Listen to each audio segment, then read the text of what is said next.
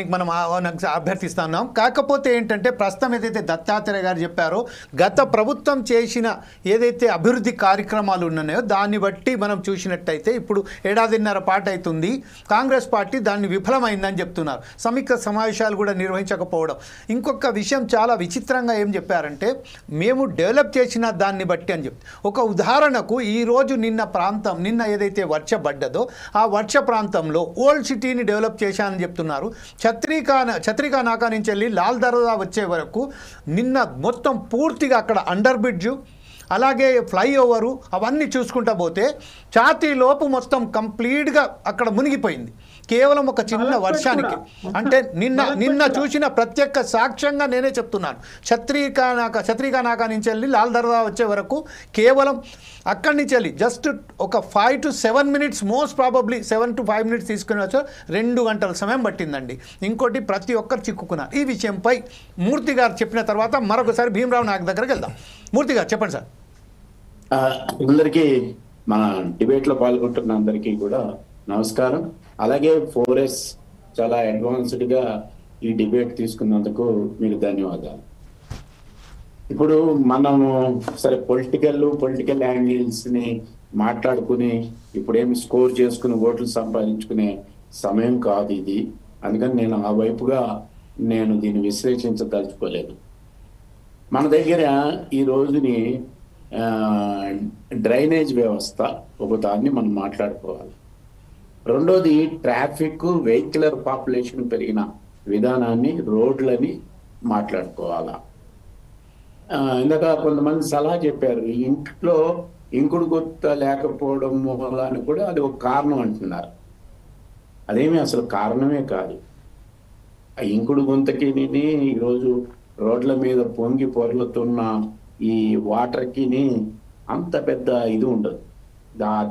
దాన్ని ముందుకు తీసుకురావాల్సిన అవసరం లేదు అని చెప్పి నేను భావిస్తా ఉన్నాను. ఇప్పటికీ మనకి మొత్తం 1200 కిలోమీటర్ల డ్రైనేజ్ ఉందండి. 1200 కిలోమీటర్ల డ్రైనేజీ ఉంది. అందులో ఓపెన్ నాలాస్ 446 ఉండేవి. ఈ రోజున వాటిని 390కి తీసుకొచ్చాం. ఈ ఓపెన్ నాలాస్ లో ఏం జరుగుతుంది అని అంటే చుట్టూరా జాలి వేస్తున్నారు. 10-12 అడుగుల కంచిలాగా వేస్తా ఉన్నారు. కానీ అవి ఎవరు చేస్తారో ఏమో తెలియదు. కానీ వాటిని మొత్తం నాశనం చేసి అందులో చెత్త చెదారం వేస్తూ ఉంటారు.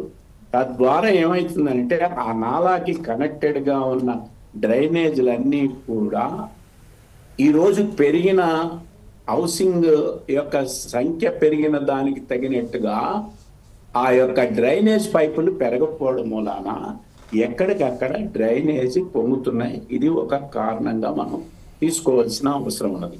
అందుకని ఓపెన్ నాలాస్ని ఎంత త్వరితగతంగా అంటే రోడ్డు పక్కన ఉన్న నాలాస్ మనం ఆచారంలో కూడా చూస్తాం వాటిని. ఆ రకంగా ఆ నాలాస్ని క్లోజ్ చేయకపోవడం మూలాన ప్రాణ నష్టం జరుగుతూ ఉన్నది. ఆస్తి నష్టం జరిగితే మళ్ళీ రిక్యూట్ చేసుకోవచ్చు, కానీ ప్రాణ నష్టాన్ని కూడా మనం 2020లో జరిగిన ప్రాణ నష్టం అంత ఇంత కాదు. అందుకని ఇక్కడ డ్రైనేజ్ వ్యవస్థని నాలా వ్యవస్థని పటిష్టపరచుకోవడంలో ప్రభుత్వాలు గత ప్రభుత్వం కానీ ఈ ప్రభుత్వం కానీ చేసింది గొప్పగా చెప్పుకున్న వైఫల్యం మాత్రం చాలా ఉన్నది. నిన్న శేర్లింగంపల్లిలో 11 సెంటీమీటర్లు పడిందండి, హైయెస్ట్ పడిన వర్షము అక్కడ. మన హైదరాబాద్ లో 2 సెంటీమీటర్లు కనుక పడితే కాల వస్తుంది రోడ్డు మీదకి. అది 11 సెంటీమీటర్లు అంటే నదులు అవుతుంది, సముద్రంగా కూడా కనపడుతూ ఉంటుంది. మనం చూసాము ఏది సునామీలో వాహనాలు కొట్టుకుపోయినట్టుగా మన నాలాస్లోకి కార్లు కొట్టుకుపోవడం మనం చూడలేదా అంటే. అంటే ఒక సముద్ర వాతావరణం లాగా సముద్రం పక్కన ఉంటే ఎట్లుంటుందో ఆంధ్రాలో, సునామీ వస్తే ఎట్లుంటుందో అట్లా చెట్లు పడిపోయినాయి, స్తంభాలు పడిపోయినాయి, కార్లు, ఆటోలు, మోటార్ సైకిళ్ళు అవి కిలోమీటర్ల దూరాల్లో వెళ్ళి ఆ ప్రవాహాన్ని కొట్టుకుపోయిన పరిస్థితి మనం చూసాం. అది ఎప్పుడో 100 సంవత్సరాల క్రితం కాదు, 2020లో కూడా చూసినాం మనం.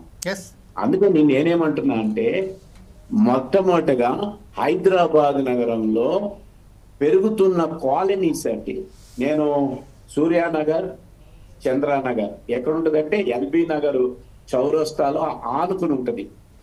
అక్కడ బ్యాంక్ కాలనీ అని ఉంది. ఒక ఇల్లు అమ్ముతున్నారంటే వెళ్ళి చూడడానికి వెళ్ళినా. రోడ్డు ఎంతో తెలుసా అండి? 25 అడుగులు వెడల్పు, 25 అడుగుల వెడల్పు. ఎట్లా ఇస్తారు వాళ్ళకి? బీఆర్ఎస్ ఇచ్చేశారు, అంటే బిల్డింగ్ రెగ్యులరేషన్ స్కీమ్ లో వాళ్ళకి ఇచ్చేశారు. 5 ఇటు 5 అటు మేము వెడల్పు చేస్తేనే ఇస్తామని చెప్పాలి కదా గవర్నమెంట్. గవర్నమెంట్ తన ఫండ్స్ కోసం 20 అడుగులు ఉందండి. 20 అడుగులు మౌలాలిలో తిరుమల నగర్ కాలనీలో 20 అడుగులే ఉంది. అక్కడ కారు వెళ్ళడానికి రాదు, ఏమి లేదు. ఇక డ్రైనేజ్ వ్యవస్థ ఎట్లుంటది అక్కడ? అందుకని ఇవన్నీ కూడా పాతవి చెప్తలే. పాత నగరం మీరు ఇందాక చెప్తున్నారే, ఆ ఏరియా లాల్ దర్వాజా, అవి నేను మాట్లాడట్లా. కొత్తగా ఏర్పడింది చెప్తూ ఉన్నాను. ఒక 10-15 సంవత్సరాల క్రితం ఏర్పడిన కాలనీలు కూడా ఆ రకంగా ఉన్నాయి. తర్వాత మన హైదరాబాద్ లో గవర్నమెంట్ ఏం చెప్పింది? 100 గజాలున్న వాళ్ళు పర్మిషన్ పెట్టుకోవాల్సిన అవసరం లేదు, ఇల్లు కట్టుకోమన్నారు. అవునా కదా? ఈ పర్మిషన్ ఉండాలిగా. ఎక్కడ ఇంకుడు కొంత కడతారు వాళ్ళు? ఎక్కడ కడతారు వాళ్ళు? మొత్తం 100 గజాల్లో కట్టుకోవాల్సిన పరిస్థితి ఉన్నది. అంటే అట్లా చేయకపోతే పేదవాళ్ళ సంఖ్య ఏంటి అనేది అది కూడా ఒక ప్రాబ్లం గా ఉంటాయి.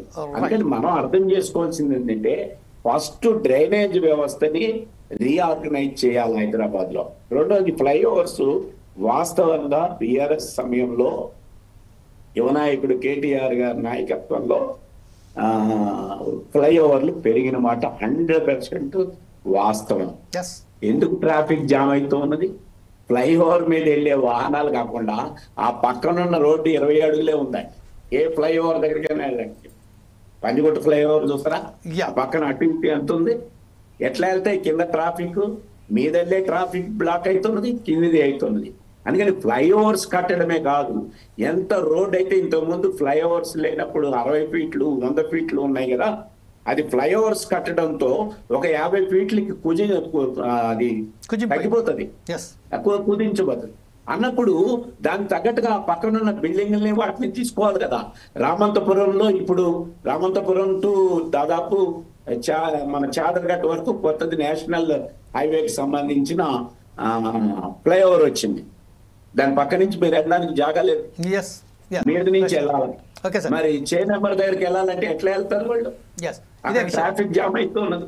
అందుకని మనం చూడాల్సింది ఏంటంటే, ఫ్లైఓవర్స్ కట్టడమే కాదు, ఫ్లైఓవర్స్ ఇరుపక్కల కూడా, అంటే కింద నుంచి పోవాల్సిన ట్రాఫిక్ చాలా కంజెస్టెడ్ గా తయారవుతుంది. అక్కడే డ్రైనేజీలు ఉంటున్నాయి. ఇదే విషయం ఒకసారి మనం భీమరావు నాయక్ గారి దగ్గర మరొకసారి మీకు